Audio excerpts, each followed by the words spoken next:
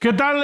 Les doy la bienvenida a esta emisión de este programa Operación Noticias, con el cual estaremos yendo a los temas de interés a fondo, es decir, reportajes y varias notas para darle un contexto general a determinados hechos, acontecimientos y actividades que hayan sido relevantes para la noticia. Y mire, de entrada, quiero decirle que me da la impresión de que el Teatro Álvaro Carrillo, Centro de Convenciones Álvaro Carrillo, como se le ha llamado de diferentes maneras, pues trae una especie como de maldición, ¿no?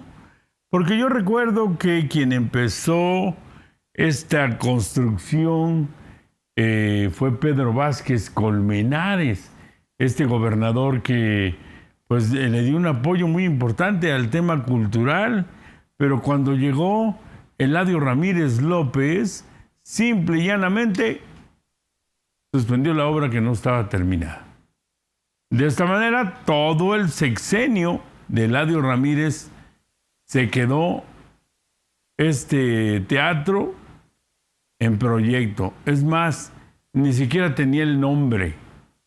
El nombre vino después, cuando Diodoro Carrasco Altamirano lo retomó y lo terminó y lo nombró Centro Cultural Álvaro Carrillo.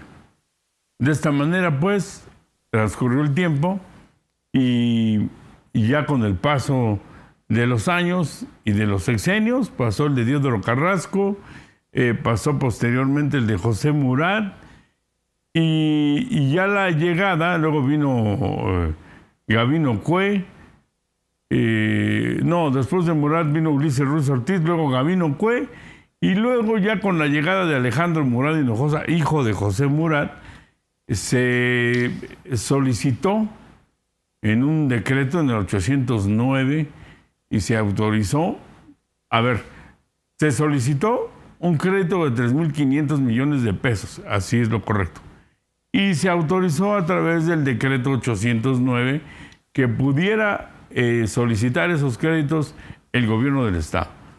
Parte de lo que le destinó y se utilizó fue para remodelar este centro Álvaro Carrillo, que se argumentó que tenía daños estructurales importantes luego de los sismos que se habían presentado, y todo este recurso se le destinó de alguna manera a través de la Secretaría de Finanzas a que lo administrara la Secretaría de las Infraestructuras, SINFRA. De esta manera, en imágenes como las podemos estar viendo en este momento, pues fue destruido el Teatro Álvaro Carrillo, fue derribado. Un teatro que había estado funcionando, que tenía un centro de convenciones, que albergaba las oficinas de la Secretaría de Cultura. De repente, ante esta idea y esta imagen de crear una nueva estructura, pues fue totalmente destruido. Y se comenzó a construir, bueno, es un decir, y se le otorgó a diferentes entidades, sobre todo a ICA y a la constructora de Carlos Slim, el que se construyera este centro de convenciones, que a final de cuentas ahí se presentó el sexto informe de gobierno de Alejandro Murat sin haberse terminado.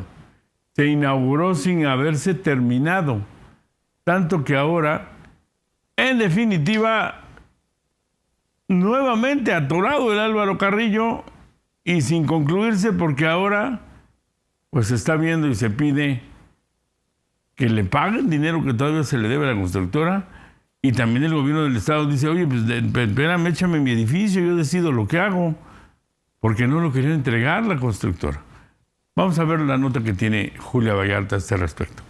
Bajo la justificación de detonar el desarrollo del Estado y culminar los proyectos aplazados por administraciones anteriores a su gobierno estatal, en 2019, Alejandro Murat Hinojosa pidió a la 64ª legislatura del Congreso del Estado de Oaxaca adquirir un crédito por 3.500 millones de pesos. Fue así que el 3 de octubre de 2019, el Pleno del Congreso aprobó por medio del Decreto 809, por conducto del Poder Ejecutivo a través de la Secretaría de Finanzas, el financiamiento de hasta 3.500 millones de pesos que, de acuerdo al documento disponible al acceso público por Internet, se destinaría a inversión pública productiva y a la constitución de fondos de reserva, que, de acuerdo a su último informe del entonces secretario de las Infraestructuras y el Ordenamiento Territorial CINFRA, Javier Lascano Vargas, presuntamente se habría invertido 3.286.88 millones de pesos en 207 proyectos, de los cuales CINFRA ejerció un monto de 1.784.954.000 pesos para 95 proyectos, entre los cuales estarían la Casa de Alas, Foro Huatulco, Circuito Interior, el de Símbolos Patrios y el Centro Cultural Álvaro Carrillo. 5 meses después de esta aprobación, en medio de acusaciones de corrupción y desvío de recursos, Fabián Herrera Villagómez, quien desde el inicio del gobierno de Alejandro Murat Hinojosa encabezaría CINFRA, fue sustituido el 10 de marzo de 2020 por Javier Lascano Vargas, quien en ese entonces era el coordinador general del Comité Estatal de Planeación para el Desarrollo COPLADE, nombramiento controversial señalado por la cercanía entre Lascano Vargas y el secretario de Finanzas Vicente Mendoza Telles Girón, quienes durante su gestión fueron llamados por el Congreso local por más de 2 ocasiones a comparecer ante el Pleno. El manejo de los 3.500 millones de pesos aprobados en el Decreto 809, esto derivado por la falta de informes sobre el uso del recurso y los avances de las obras públicas. Cabe señalar que en noviembre del 2021, el secretario de Finanzas Vicente Mendoza Telles Girón fue retirado de su cargo a un año de culminar la administración de Alejandro Murat, esto entre señalamientos de falta de pagos a proveedores de distintas dependencias de la administración pública centralizada y descentralizada, además que nunca transparentó la deuda por 3.500 millones de pesos del decreto 809, informó Julia Vallarta. Bueno, y en medio de toda esta controversia, se decía que se había socializado bastante el tema del crédito de 3.500 millones, que la gente pues tenía conocimiento que era para beneficio. Había 21 obras prioritarias que se verían el beneficio directo de este crédito. La verdad es que no quedó ninguna. Esa es la verdad. Vamos a escuchar un sondeo sobre si la gente en Oaxaca tenía conocimiento, ¿no? Ya no digamos aprobación, conocimiento de lo que fue este endeudamiento que tuvo al cierre de su mandato Alejandro Murat. Respecto a la aprobación del decreto 809 que hizo la 64ª legislatura del Congreso del Estado de Oaxaca, en respuesta al crédito que pidió el exgobernador Alejandro Murat Hinojosa referente a la inversión pública productiva y a la constitución de fondos de reserva para el desarrollo del Estado por 3.500 millones de pesos, le preguntamos a la ciudadanía oaxaqueña si sabía sobre este crédito y cuál fue su uso. Esto contestaron. ¿Está enterado que se pidió un crédito en el gobierno de Alejandro Murat por 3.500 millones de pesos? No estoy enterado. No estaba yo enterado. No. Este pidió un crédito por 3.500 millones de pesos. Sí, estoy enterado. Sí, me di cuenta de vi las noticias, pues. ¿Usted sabe en qué se invirtió este dinero? No, pues absolutamente no sabemos nada, ni enterado, ni nada, pues no sabemos nada, dónde se fue todo eso. No, ni idea tenía. Desconozco totalmente ese dato. No tengo conocimiento. No. Desconozco. Bueno, yo no tenía conocimiento de eso, ¿no? Entonces, yo pienso que si pidió ese préstamo, ese dinero, es para invertir en obras en Oaxaca. Sin embargo, en su último informe yo no escuché pues que lo mencionara o que hiciera un informe de ese dinero. No, pues casi no nos informan eso a nosotros. A la ciudadanía nunca le dan informes, ¿no? Pues los robos son discretos. Pues yo la verdad de todo eso no he tenido conocimiento. Informó Julia Vallarta. Bueno, vamos a ver enseguida, regresando a una pausa, cómo se destruyó, como decíamos, el teatro y fue inaugurado sin tener todavía, vaya, no está terminado ni al 20%. Raro, ¿no? Pero bueno, volvemos en un minutito. Luego de que efectivamente presentara daños estructurales el Centro Cultural Álvaro Carrillo, que era el Teatro Álvaro Carrillo principalmente en los sismos del 2017 y el 2019, se tomó la decisión, se tiró todo para abajo y se dio paso al Centro Cultural Álvaro Carrillo, que era un proyecto extremadamente ambicioso, ¿no? Con biblioteca, cineteca. Realmente es inaugurado ya en la realidad en el 2022, justo con el 6º informe de gobierno de Alejandro Murat. Pero no estaban ni lejos de haber sido terminado. Esta es la nota. Luego de presentar daños estructurales por los años y los sismos del 2017, el entonces secretario de las Infraestructuras y Ordenamiento Territorial Sustentable, Fabián Herrera Villagómez, anunciaba la demolición del Teatro Álvaro Carrillo, el edificio de Seculta y el Centro de Convenciones Monte Albán, esto para posteriormente edificar una obra que aún no era anunciada. Sin embargo, sería primordial del gobierno del estado encabezado por Alejandro Murat Hinojosa. Fue hasta abril de 2019 que la Secretaría de Cultura y Artes de Oaxaca anunció el anteproyecto del Centro Cultural Álvaro Carrillo, con un presupuesto disponible de 480 millones de pesos para su construcción, a cargo del consorcio integrado por los despachos Taller Rocha Carrillo, de Mauricio Rocha y Gabriela Carrillo, Tatiana Bilbao, Estudio de Tatiana Bilbao y Tex de Alberto Calach. En los primeros días de noviembre del 2020 se dio inicio a los trabajos de demolición de los 3 edificios, cuyo coste de operación fue de 9.330.248 pesos. Fue así que del año 2021 al 2022 se realizaron trabajos de construcción del edificio que aseguraban sería de primer nivel, para inaugurarlo el 20 de noviembre del 2022 con notorios trabajos inconclusos previo al cierre del sexenio de Alejandro Murat Hinojosa. Cabe señalar que tuvo un costo sin esclarecer que ronda de entre los 360 millones y 527 millones de pesos. Un año después de su inauguración, en noviembre del 2023, la empresa constructora Ingenieros Civiles Asociados ICA, propiedad del empresario Carlos Slim, quien resultó ganadora de la licitación para la construcción de este complejo artístico, tomó un control del inmueble debido a que el pago total no se concretó, según lo establecido en el contrato firmado por el exsecretario de Infraestructuras Javier Lasqueno, quien estuvo preso por su presunta implicación en el delito de uso ilícito de atribuciones y facultades, causando un daño patrimonial al gobierno del estado por esta obra y la ampliación de Avenida Símbolos Patrios. En diciembre de ese mismo año, la Consejería Jurídica del Estado, encabezada por Giovanni Vázquez Agrero, interpuso una denuncia penal y queja administrativa por irregularidades del inmueble. Fue hasta el pasado junio, donde por medio de un operativo, la Agencia Estatal de Investigaciones de la Fiscalía General del Estado recuperó el inmueble tras permanecer en manos de la empresa ICA, que se negaba a entregarlo al gobierno del estado, informó Julia Vallarta. Bien, pues vaya embriollo. Imagínese usted, empieza con el pie izquierdo, porque Pedro Vázquez Colmenares, que tenía pues un espíritu artístico, digamos así, tocaba el piano, componía canciones y era inclinado hacia la cultura. Y cuando era gobernador lo manifestó abiertamente y comenzó la construcción de este teatro. No tenía nombre, de este centro cultural que iba a ser. Lo inicia, llega medio a obra negra, gana las elecciones Eladio Ramírez López y dijo, eso es una superficialidad. Y él se inclinó a una política más de, bueno, eso tenía un programa que se llamaba Lluvia, Tequio y Alimentos, por ejemplo, ¿no? Y el programa de atajar el agua como del lugar. Por ahí iban las prioridades de Eladio Ramírez.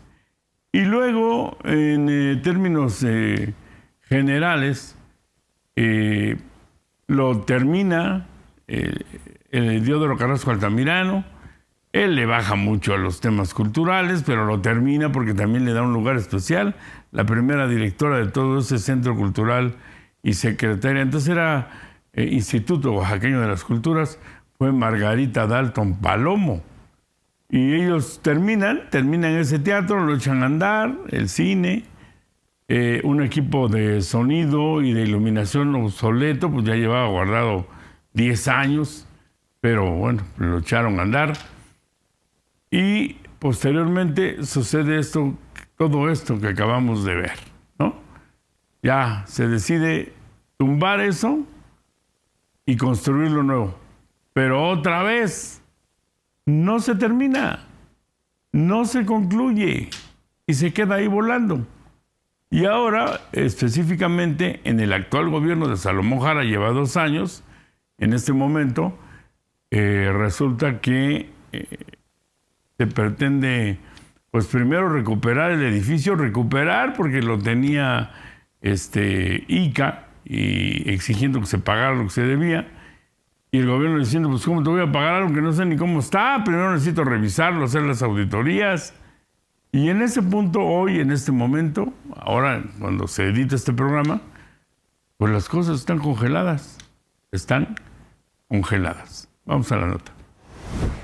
El consejero jurídico del gobierno del estado, Giovanni Vázquez Sagrero, manifestó que a pesar de que no han finalizado los procesos jurídicos y administrativos que tiene el estado contra la empresa constructora Ingenieros Civiles Asociados ICA por la disputa del Centro Cultural Álvaro Carrillo, este año dicho inmueble estará siendo entregado en un primer momento a la Secretaría de Infraestructuras y Comunicaciones para que realice los trabajos de rehabilitación y habilitación para posteriormente ponerlo a disposición de la Secretaría de las Artes y Culturas de Oaxaca. Ya va a empezar a ser rehabilitado en este año, según la indicación del gobernador del estado.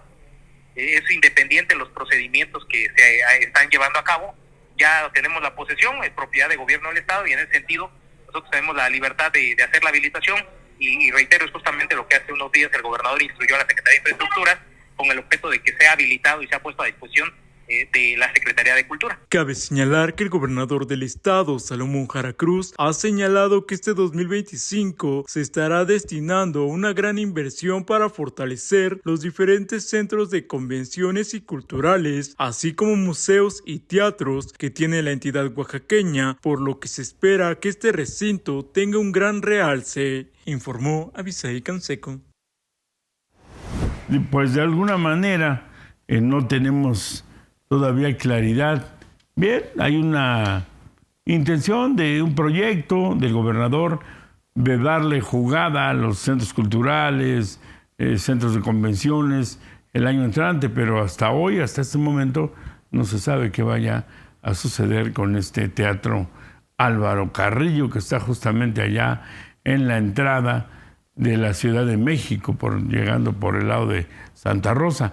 Y mire usted, le quiero comentar que había un proyecto con la construcción de este teatro, de este Centro Cultural Álvaro Carrillo, de integrar toda la zona donde está el Monumento a la Madre, que está a un costado, todo este espacio, junto con lo que es la zona del teatro, donde estaba el estacionamiento, para hacer ahí un complejo más grande.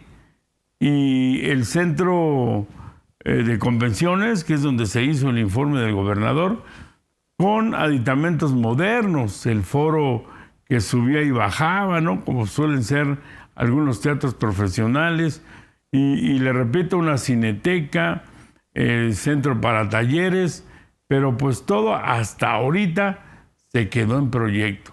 Y solamente durante el sexenio de Diodoro Carrasco y una parte del de Gabino Cue funcionó realmente a todas sus capacidades que tenía este centro Álvaro Carrillo. Y después comenzó a decaer, y al último trienio del gobierno de Gabino Cue, pues la verdad es que ya no hubo una gran actividad, y en el de Alejandro Murat también fue muy bajo, para que al final de cuentas se hiciera la demolición que hemos estado viendo en estas imágenes. Y por supuesto, ya no le toca a Salomón Jara tener ninguna acción sobre este centro cultural. Decíamos que de los 3.500 millones de pesos que se solicitaron como crédito, hay una gran incógnita. ¿Qué pasó con ese dinero? Hasta hoy no ha habido una respuesta contundente ni del gobierno de Alejandro Murat, ni del de Salomón Jara. Y esos diputados que aprobaron el crédito, pues varios de ellos, platicando con ellos, pues han comentado de que ellos lo hicieron con la mejor buena fe. Es decir, le dijeron al gobierno, está bien que lo solicites y que se aplique en lo que me estás planteando, que eran una buena cantidad de obras. Otro de los grandes proyectos que se tenían para realizar es el llamado Libramiento Sur. Este proyecto, que también se quedó en eso, en proyecto, tampoco se ejecutó. Vamos a ver la información. Fue en el año de 2010, durante la administración del exgobernador priista Ulises Ruiz Ortiz, que el proyecto ejecutivo de Libramiento Sur comenzó su construcción a petición de Caminos y Aeropistas de Oaxaca, con el objetivo de eficientar la interconexión y comunicación vial entre la capital oaxaqueña y municipios aledaños. No obstante, fue en ese mismo año que el Consejo de Pueblos en Defensa de la Tierra y el Territorio, junto con el magisterio oaxaqueño y otros sectores aliados, a través de movilizaciones en contra de este proyecto por las afectaciones ambientales que ocasionaría, lograron ejercer la presión suficiente para que el proyecto del Libramiento Sur fuera cancelado. En octubre del 2019, el gobernador en turno, Alejandro Murat Hinojosa, solicitó al Congreso local la contratación de una deuda por 3.500 millones de pesos y el refinanciamiento de largo plazo por 13.500 millones de pesos, mismos que fueron autorizados por los constituyentes de esa época. Esta deuda contraída sería para invertir en 118 proyectos de obras sociales como caminos, rehabilitación de inmuebles públicos y proyectos de alumbrado, donde destacaban los proyectos del Centro Cultural Álvaro Carrillo y el resurgimiento del Libramiento Sur. Este último fue reactivado en el 2020 durante la emergencia sanitaria generada por la pandemia del COVID-19, año donde el gobernador Alejandro Murat Hinojosa destituyó a Fabián Sebastián Herrera Villagómez como titular de la Secretaría de las Infraestructuras y el Ordenamiento Territorial Sustentable, quien fue señalado de haber realizado desvíos de recursos por más de 254 millones de pesos, por lo que en su lugar entró Javier Lascano Vargas, el cual, en conjunto con el entonces secretario de Finanzas Vicente Mendoza Telles Girón, comenzaron a disponer de los recursos del Libramiento Sur, recursos que hasta la fecha siguen sin ser esclarecidos. Para el 10 de noviembre del 2021, el mandatario estatal Alejandro Murat Hinojosa, sin dar justificación alguna, anunciaría la cancelación de la construcción del proyecto Libramiento Sur para redireccionar 500 millones de pesos para la ejecución del proyecto Circuito Interno de la ciudad de Oaxaca, ubicado sobre la avenida Símbolos Patrios, mientras que otros 400 millones de pesos serían utilizados en los trabajos de rehabilitación de la red de agua potable. Si bien este proyecto sí fue culminado, presenta varias irregularidades, toda vez que hay partes que no fueron pavimentadas o que, derivado de la mala calidad de los materiales que se usaron, esta avenida se ha ido deteriorando rápidamente. Cabe señalar que durante el año 2023, el exsecretario de las Infraestructuras y Comunicaciones de Oaxaca, Nezahualcóyotl Salvatierra López, anunció que se estarían reactivando los trabajos para la conclusión del proyecto Libramiento Sur. No obstante, al inicio de este 2025 y con un nuevo titular de la dependencia, no se ha iniciado ningún trabajo. Pues ahí está. Otra obra que parece maldita. Y bueno, pues no hay problema, pues con calma, relajados, nada más que hay un pequeñito problema. Se usó dinero público. Se pidió dinero prestado, que se debe, que se tiene que estar pagando del dinero del erario. Ese es el pequeño problema. Ya no puede decirse, bueno, ya ni modo, eso ya salió mal. Está grueso ese tema. Es un asunto bastante delicado. Y que creo yo que valdría la pena que se pudiera escarbarle. No solamente terminar las obras que puede ser que sean benéficas, ¿no? No lo dudo. El problema es el tiempo que lleva. Y en los créditos, el tiempo es dinero. Dinero que es de los contribuyentes, tanto de participaciones federales como de dinero propio del gobierno del estado, para pagar los créditos que se solicitaron. Hay varios que tienen que dar cuentas ahí en este asunto. Vamos a otra pausa muy rápida, muy rápida. Volvemos. Bueno, pues ¿qué tal? Ya estamos aquí de regreso con este tema que sin duda vale la pena rascarle, por eso decidimos traerlo a Operación Noticias. Y mire usted, en los comentarios nacionales, en el análisis nacional, a 100 días del inicio de la construcción del llamado segundo piso de la transformación, es decir, a 100 días del gobierno de Claudia Sheinbaum Pardo, nuestra presidenta, con A, hemos dado cuenta de que ha habido, ¿cómo llamarle? Unos rozoncitos por ahí, ¿no? Por confrontaciones, sobre todo de declaraciones que da Donald Trump, que hay que decirlo, no tiene la menor educación diplomática este señor, este presidente de los Estados Unidos, de la raza y se avienta encima de quien sea.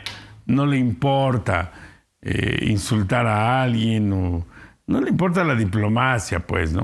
Y de alguna manera ha estado amagando con muchas cosas que va a considerar como grupos terroristas a los cárteles de México.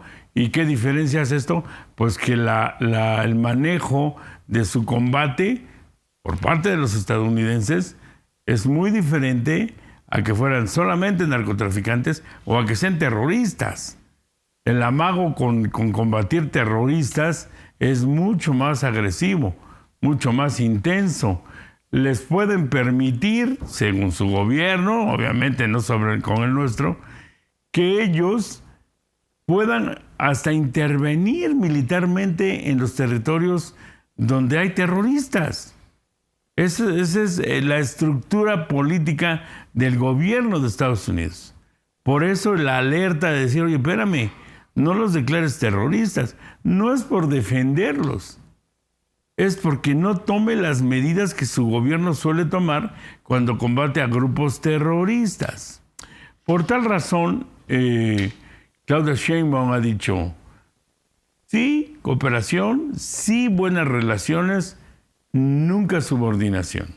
Es decir, no van a venirnos a decir qué vamos a hacer nosotros, qué tenemos que hacer de acuerdo a las conveniencias del gobierno estadounidense y no a la política que el gobierno de México tenga. Vamos a ver esta nota. Para finalizar, quiero referirme a un tema relevante en estos momentos, que es la relación entre México y Estados Unidos. Como sabemos, hemos tenido momentos dolorosos en nuestra historia, pero resalto los buenos momentos, los buenos ejemplos de respeto a nuestras soberanías y de colaboración y apoyo, como cuando Benito Juárez recibió una invaluable ayuda de Abraham Lincoln en su lucha contra los invasores franceses, y el respeto del presidente Franklin Delano Roosevelt al general Lázaro Cárdenas. Destaco también la buena relación de respeto y colaboración del primer periodo del presidente Donald Trump con el presidente Andrés Manuel López Obrador.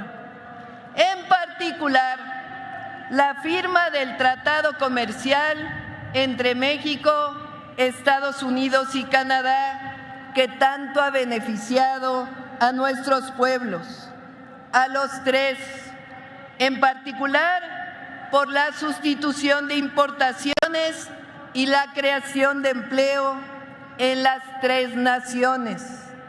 Desde esa firma se concibió que esa era la única opción para enfrentar con éxito la competencia que significa el avance económico y comercial. Y bueno, se ha dicho que son ignorantes los que critican que no la haya invitado Donald Trump a la toma de protesta, ¿no? A la juramentación que le llaman los estadounidenses a su toma de protesta como presidente de México, no, ni Dios lo mande, como presidente de los Estados Unidos de Norteamérica. Y que no es una falta de cortesía, no tiene nada que ver, que nunca se invita a los presidentes.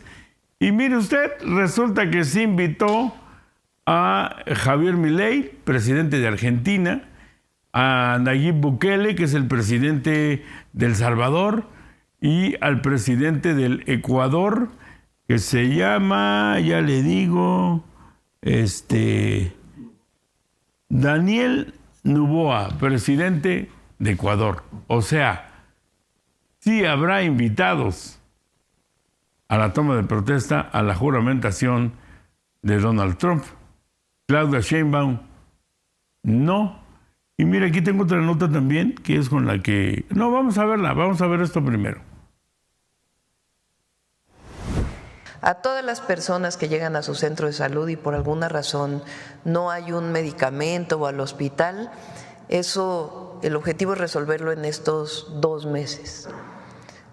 Con la compra complementaria que se hizo, que ya comienza a distribuirse, y con la nueva compra para los siguientes 2 años, de tal manera que estamos trabajando para que en el muy corto plazo pueda haber abasto de medicamentos en todos los centros de salud y en todos los hospitales, y también pues todo el material de curación que se requiere.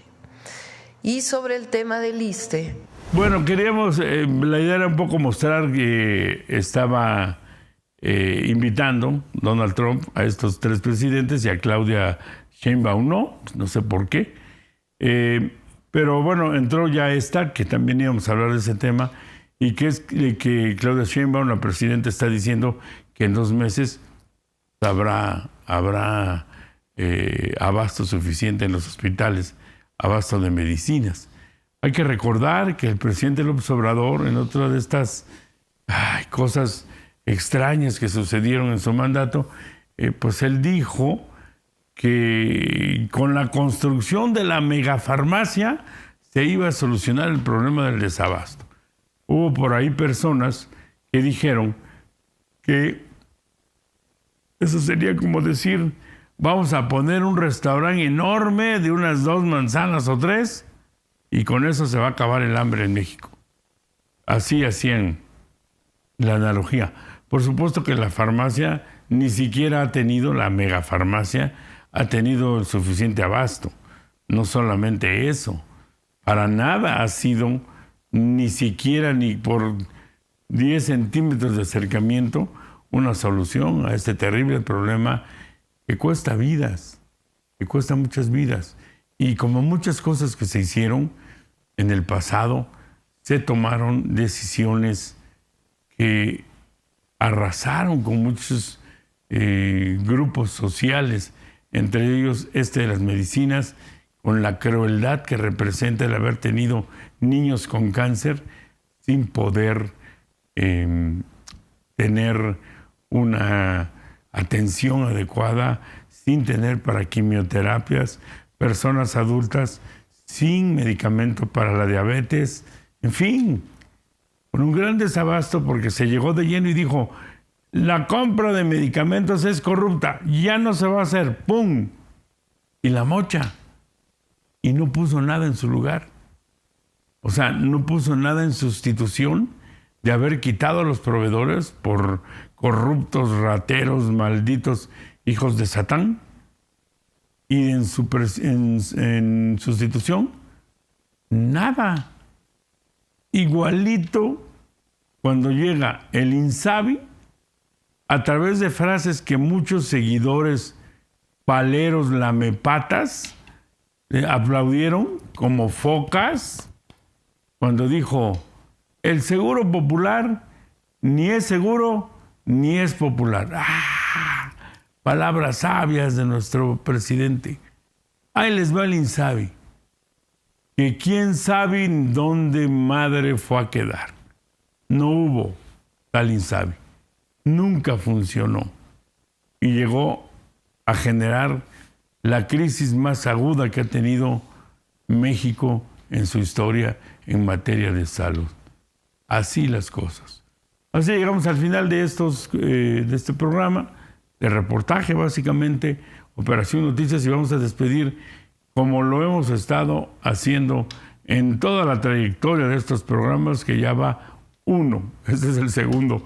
Vamos a ver una cápsula de lo que fue un recorrido, cápsulas muy breves, no son reportajes grandes, son capsulitas de video, de lo que fue la visita del personal central de este programa a Turquía. Estuvimos allá en Turquía, en la ciudad maravillosa, impresionante de Estambul. Vamos a ver.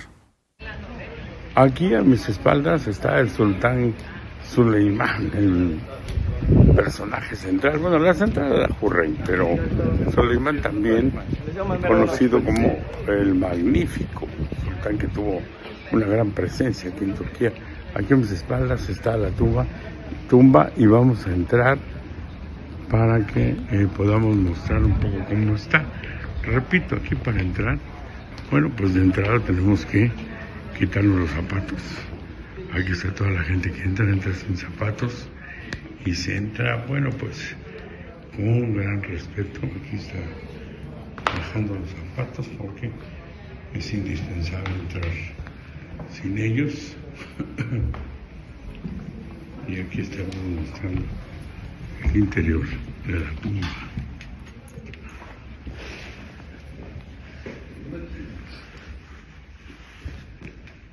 E igual aquí está el sultán enterrado con sus hijos y otros familiares. Y esta que es su tumba. Hay que ver las dimensiones de lo que hay. Esta es la tumba que está a un costado de la mezquita central, y aquí está su nombre, Kanuni Sultan Süleyman Khan, el Magnífico. Y aquí las otras personas que están enterradas, por ejemplo aquí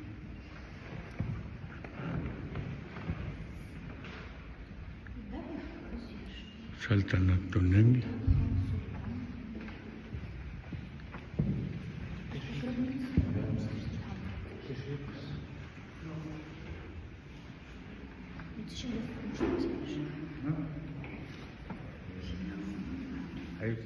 Bueno, pues así llegamos ya al final de esta emisión de Operación Noticias.